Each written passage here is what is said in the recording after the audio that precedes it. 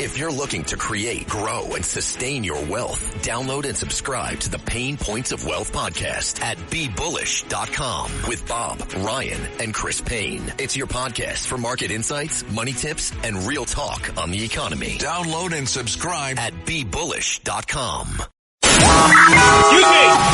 Taxi! This is the 77 WABC minicast.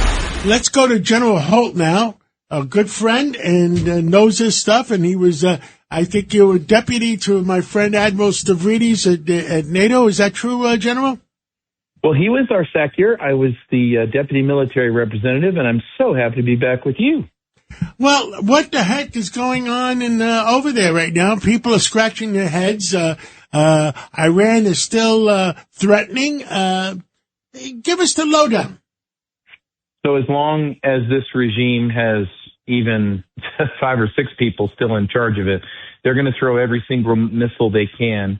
But you know, what we're finding is really solid evidence that with all the weapons they are pushing at Arab states and Turkey, that we have really severed the command and control and communications, because they have basically IRGC commanders on the ground who are, I have a weapon, I can target it, I'm on my own, I'm going to launch it. And so that's working actually against Iran. But while that takes care of itself, and we will finish off this regime, or the Iranians will do it, but job number one, as you well know, is the Straits of Hormuz, and we have got to clear them out, and we have got to make them safe for shipping, and that is absolutely paramount. It's not just the oil. It's all of the byproducts of oil that go into fertilizers for the third world. Sulfur is not leaving the Straits of Hormuz, and it is planting season in the third world. So we're playing with famine here, too, if we don't get those straits cleared up. And nobody's talking about the Red Sea. I mean, nothing's really moving out of there. They're still going around the Hope. That's right. They're still going around the Hope. Now, one of the nice byproducts of this is that Iran and the mullahs were paying for the African National Congress, which is appropriating farms and killing whites just for being white in South Africa. And they were doing naval drills with Russia, China, Iran. No more. That's all gone. They're bankrupted. No more money for them. Wow. Victoria Coates from the Heritage Foundation. General Holt, good to be with you. Can you tell me your assessment? How shocked were you by the performance of the United Kingdom over the first 10 days of Operation Epic Fury? I have to say, I didn't have a great opinion of where they were militarily, but I was literally shocked by their inability to put a destroyer into the Mediterranean within 2 weeks. What is your assessment? Yeah, it's good to be with you. I think this is a really big issue, if not the biggest issue. And I'm not so certain it's about military readiness as it is commitment to the alliance and the relationship.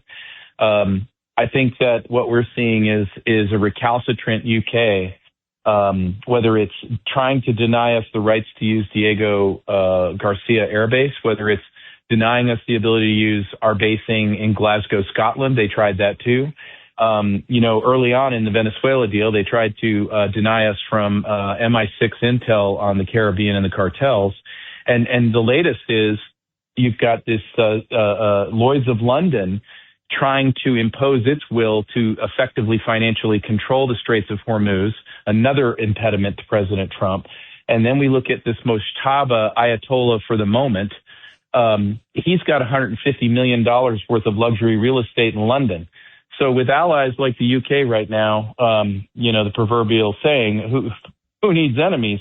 And where I think this gets to is the globalists and the financialists are watching the camouflage come off of their true designs, which is they want to control what happens in the Middle East, and they have for decades. General, a very distinguished lady from the UK, I speak to her every day, and she says to me, does President Trump hate the UK? I said, I think President Trump loves the UK. I think President Trump loves King Charles. He just doesn't like socialism. Right. He doesn't like socialism, and he also doesn't like globalists sitting at the high table that want to control all the resources on the planet, and they do so with these institutions that they built after Bretton Woods called World Economic Forum, WHO, Gavi.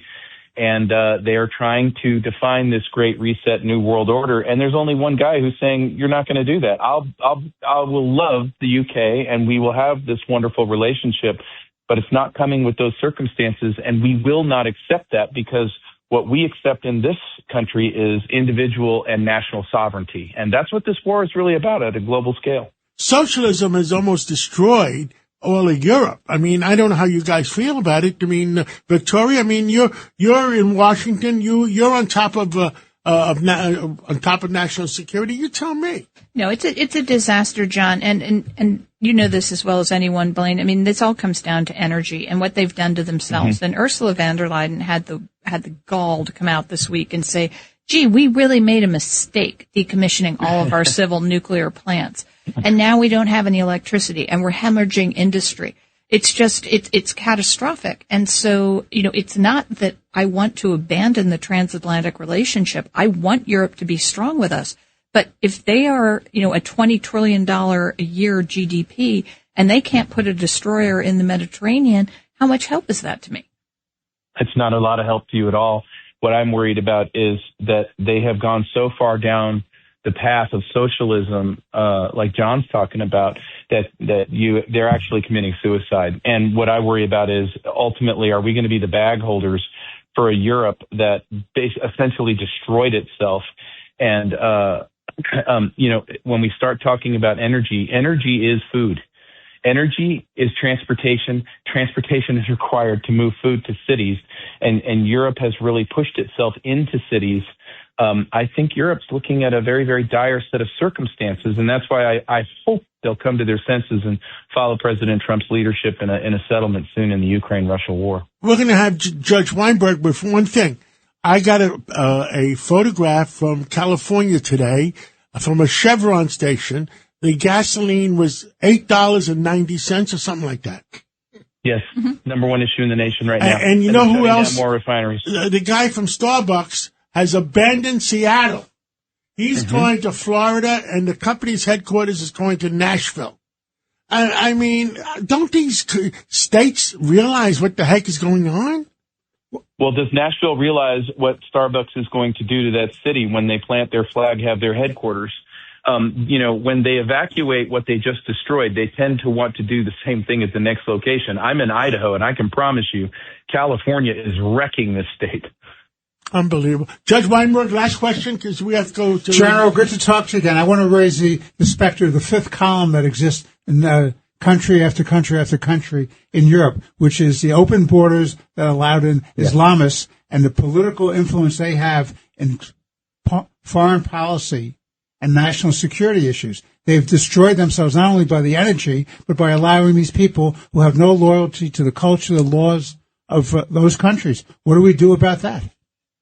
That's going to be the $1 million question, because, you know, Victoria was talking about them kicking two legs of the transatlantic stool out, and that is security and prosperity. But what about Western values? By allowing Islamists to essentially take over in many instances, or run the table, or preferring the Islamists over their own populations, especially when it comes to crimes like rape and burglary and whatever. What we're seeing is cultural erasure in Europe. Now, then you get to, are we going to be challenging whether there should even be a transatlantic alliance? Is this going to be a new zone of the world that's ungoverned? Is there a new thing ahead? Or are the Europeans going to finally wake up out of their socialist dreams and go, oh, my God, we got to take our countries back? And the longer they wait, the more ugly that is going to look. Now, guys, we have to go to the next thing. You have one last thing? Yeah, next time you come, General, this is Rudy Washington. I want to talk about the Kurds and where have they been. But we'll let it go. We'll do it. I can't wait for that. Well, thank you. General, thank you so much. And thanks, Blaine. Thank you for everything you've done for America. Thank you. Wonderful day to all. Right. Thank you.